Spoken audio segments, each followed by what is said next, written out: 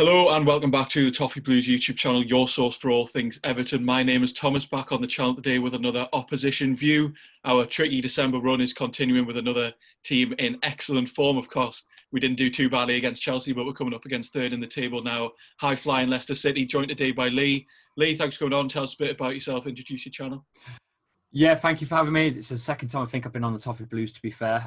But my channel's Lee Chappie. You can search me up on YouTube. I'm also on Twitter and Instagram at Lee_Chappie as well. I do Leicester watch-alongs, Leicester stuff, blah, blah, blah, blah. Also do a bit of neutral stuff as well. So, yeah, I love my football when I can actually get round to watching some of it.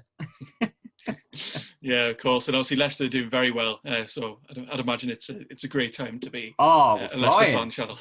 Yeah, I think we had a little tumble, had a little stumble, but I think we've turned it back right now and we're starting to really find some momentum. I'm hoping we can carry it on. We've got a few tough fixtures though. We've got Everton, Tottenham, Man United back to back. It's going to be very tough running up to Boxing Day. Yeah, but we'll start just before the season, then we'll talk about transfer business. What did you make of Leicester's business in the window? Yeah, at first I was a little bit worried because there was no news throughout it. It was like, ooh, is anything actually going to happen? And then all of a sudden we brought in Timothy Castagna, the Belgium international, who plays really well, by the way, alongside Dennis Praet and Yuri Tillemans as a trio. They're unreal, but Castagna's been injured for a while again. So he's out. I think he'll be out for the Everton game as well. And obviously we've got Wesley Fofana, who randomly decided to dye his hair blonde not long ago. And before he dyed his hair blonde, he hadn't lost a game. And then he hadn't won a game with his blonde hair. So he's now got rid of it. He seems to be really good. And some of these lads that we brought in are very young as well. So yeah, overall though, I mean, it's a good window. Cengiz Under has also came in from AS Roma on loan with an option to buy as well. The Undertaker is his nickname here at the KP. So yeah, he looks good as well. In Europa League last week, he turned maybe 4 players in one move. You'll have to have a look at that back. But yeah, overall transfer window's been pretty good. Yeah, and on the other hand, what did you make of Everton's transfer window and basically just our start of the season as well before we get into Leicester? You know what? You've so far. My favourite player for you guys is Sigurdsson. I know it wasn't in this transfer window, but if I could sign him, I'd sign him. That's the man I would love. I mean, I was at the King Power Stadium maybe 2 years ago, and I think he turned James Maddison on a 50p piece and slotted it top bins. What a goal that was. I actually stood up and clapped it. It was that good of a goal. But I'd love to take him. But I know that weren't the question. But you guys are doing well, I think, overall. You've just beat Chelsea as well, which are the favourites. They've not played anyone really, have they? Yet, let's be honest. They finally came up against some good oppositions like yourselves. And, we all know how the result went. Looking good. Yeah, Chelsea were definitely, I mean, they were on a good unbeaten streak, which obviously just ended against us, a team that were high in the table still are, but obviously Leicester, as I mentioned, are in third at the moment, 8 wins, 4 losses so far. What have you made of your start of the season then? As you mentioned, it was going very well, maybe a slight bit of a drop off, but still high up there. Yeah, high up there, and considering we've got a lot of players out, when you think Ricardo Pereira, who's hailed as this, very probably world-class right back, he's been out for 8 months, No Soyuncu as well at the back, who replaced Harry Maguire. He tore his abductor muscle tear.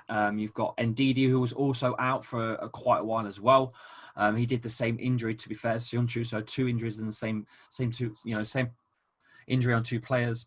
We had a few other problems as well. Dennis Praet has had a couple of injuries and played through it. Maddison's not been at his best fitness-wise as well. So I've had a few tough little injuries here and there, but somehow, don't ask me how, we're still third in the Premier League.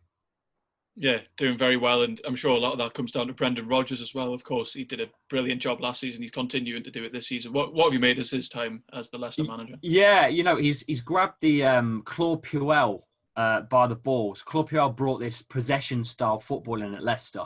I don't think we were quite ready for it at the time when Claude Puel was trying it. It was a lot of side-to-side stuff, but with no threat up top. I think Jamie Vardy scored the least amount under Claude Puel in his Leicester career. So that, as soon as Brendan Rodgers came in, you could see it was fast, fluid. And again, we are playing a counter-attack against the bigger sides, but against the smaller sides, we're playing that possession football that Claude Puel wanted to bring in the first place, but with actual reason to do it, and that's scoring goals. Speaking of scoring goals, Jamie Vardy's on bloody 10 goals. He's close. He's getting close to breaking Alan Shearer's record. I think Alan Shearer holds a record at 33 years old for 20 goals in a season in the Premier League. I think Jamie Vardy is on top of that, and he's also now in the top 20 of all-time goal scorers as well. Jamie Vardy, he's I think he's 2 off Lukaku, is in 19th, but he's joint with Ian Wright at the moment at 20th. Always position. A player that I'm always very concerned to come up against, because to be fair, I didn't expect him to go on for as long as he has. Of course, as you mentioned, he is 33 now, but he's still going, isn't he? Yeah, I didn't expect it either, mate. I don't think none of us did, because in 2016 I thought, he's going to have about 3 years left, when we won the Premier League. And then probably last year I thought, he'll probably get about another year out of him. And here we are. He's still on fire, still as fit as ever. I don't seem to have lost any momentum or speed. He's probably got at least 2-3 years again still. I don't know how many more 2 or 3 years I can say. Yeah, brilliant player. And as I mentioned, you are currently third in the table, doing very well. Of course, last season you were in the Champions League place for a while, then slipped into the Europa League. What is the goal for this season then, and where do you think you might finish? I think Brendan Rodgers is in it to win it on the Europa League. I think he really is in it to win it. I really believe that. I'd say a top 6 finish, potentially top 4 finish in the Prem, is the dream, and a very, very good run in the Europa League. A very good run. I can see us trying to get at least to the semis at minimum. Yeah, maybe kind of emulate what Wolves did last season. Wolves, of course, had a very decent Europa League campaign. A lot of parallels with that Leicester squad. And then, as you mentioned, a lot of injuries at the moment. Players like Ndidi, Pereira, all out. So how do you think Leicester are likely to line up on Wednesday? It is, of course, this is a midweek game as we head towards. Yeah, I can give you a little idea. I mean, this was the lineup that we played with last night. With Vardy and Maddison and Perez up top in the end, with Tielemans and Ndidi as a holding role.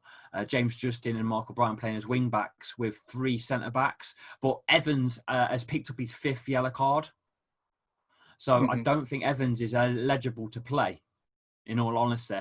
But I think we are struggling for defence at the minute because of Soonju being injured as well. I think we are going to struggle in defence. We're going to have to play Wes Morgan. So I think you're going to get Wes Morgan, Fuchs and Fofana. And I think it will be the same again. I think Justin and Brighton will probably end up playing left and right wing backs. That's probably that's probably the lineup, to be fair. Or potentially you'll probably take Perez out and put Kenges under in. But other than that, I reckon that's the lineup. Yeah, and obviously, if you think Wes Morgan's coming in there, of course, a brilliant player in his day. Obviously, that season, he was absolutely excellent. He's a few years older now. So who are you kind of worried about? 37. I think he's 37. Yeah, getting on a bit. So who are you most worried about coming up against in the Everton squad then? Well, maybe that might be the focus. Yeah, I think Richarlison's a banging player for you boys. And Calvert-Lewin seems to be getting better and better and better as his career's going further. I don't think Jordan Pickford's had the best start of his season, really. Controversial with the Liverpool situation. I know the Liverpool fans wanted him, but that's probably another subject for another video. Sigurdsson's, I've already mentioned Sigurdsson at the start of this bloody video. I think he's a fantastic player. You've got a good squad. Let's be honest. You have got a good squad. I think it's going to be a tough fixture, mate. I'm not going to lie. What's the totals between the two sides, all in history-wise? We've played 30 times. We've beat you 7. You've beat us 9. Draws 14. So it's practically almost down the middle. You've just edged it slightly in the history books. Yeah, it has been a close fixture for a few years now. Of course, you mentioned that Sigurdsson goal. That sticks out in the past couple of years. Sigurdsson, a player that Everton fans definitely have pretty negative opinions of, but he came back in against Chelsea and he's probably one of the man of the matches. Of course, he did score the penalty. He was very impressive. But on the other hand, you think he might be a danger man for us. So who do you think that Everton should be looking out for, the danger men are for Leicester City? Yeah, sorry, like I was saying, it's got to be Jamie Vardy. I mean, last night against Brighton, James Justin was playing balls across the face of goal, right in front of the keeper, but not close enough for him to collect it. Right, beyond that defensive line as well for Vardy to run onto. Every ball that came in from that right side, James Justin got in front of goal. So dangerous last night. James Maddison as well had a phenomenal game. I know it was only against Brighton, however, he was phenomenal last night. I don't know if you've seen the goals back, but James Maddison tore them apart left, right, and centre. And the third goal is a wonder goal. I'm telling you now. Yeah, Leicester are looking good going forwards. They're looking very, very good. But yeah, for me, I haven't watched the game from last night, but obviously that is important. We played, of course, Saturday night.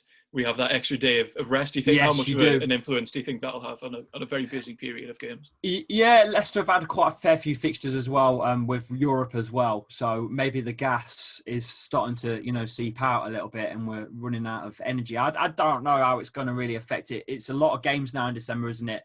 There's a lot of back-to-back games: Wednesday, Sunday, Saturday, Monday. It's back to back to back to back.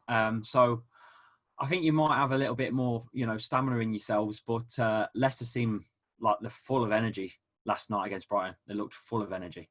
Yeah, we just spoke about how the two teams are normally quite evenly matched. So we've got 2 questions left. First of all, do you have any predictions going into the match? Oh, it's going to be tough because you boys just turned Chelsea over. So it's a tough league at the end of the day. There's no fans in attendance as well at the King Power. You've got to remember that one. So the 12th man isn't there to roar on the Leicester lads, because we're in tier 3 still here in Leicester. We've not been out of any COVID restrictions since the original lockdown. We're the only city in the country that's had no kind of, a day off, so to speak. I think that has affected Leicester's home performance as well, because we've not had the best home performances, in all honesty, apart from last night beating Brighton. The games off the top of my head, we lost to Fulham 2-1 at home. Who else did we lose to? I think we lost to Aston Villa at home as well. I'm pretty sure it was Villa. We lost to West Ham at home as well, 3-0. So other than last night, home hasn't really been any kind of advantage for Leicester. So maybe you could come down here and teach us a lesson. Yeah, the fans definitely did make a very big difference at Goodison Park. I think that was quite obvious playing against Chelsea with 2,000 fans, and definitely helped. And then our final question is, as you know, we like to ask a slightly different question, kind of moving away from the game. What's your best, worst, or strangest experience you've had with a footballer? You fired this one because you know what I was going to say. I think I might have a clue. You've seen the photo. You all have. I got pulled onto the title-winning bus when Leicester won the Premier League as Jamie Vardy's doppelganger in 2016. It was a mad day, that drinking champagne and beer and all sorts on that bus with the players. It was nuts. It's an experience that I'll take to my grave with me, that no one else will ever be able to experience either. I'm that guy that experienced that. Man, I mean, what more could you ask for as a fan? Yeah, it's a brilliant story. Your hometown, born and bred Leicester till I die, and I get to celebrate the bloody title win with the boys on the bus. Yeah, I don't think there was many fans on Twitter that didn't see that photo of you and Jamie Vardy on the bus, of course. Unreal. Yeah, good times. I'd imagine that was a very good experience, but that is all we have time for in this video. So thank you all very much for watching. Thanks, Lee, for coming on, give us an insight into Leicester. Let us know down in the comments below any of your predictions for the game. Of course, this is a midweek game. Lots and lots of fixtures coming up, which means lots and lots of videos coming out on the channel. And as I mentioned, thank you very much for watching, and join us next time on the Toffee Blues. No, no,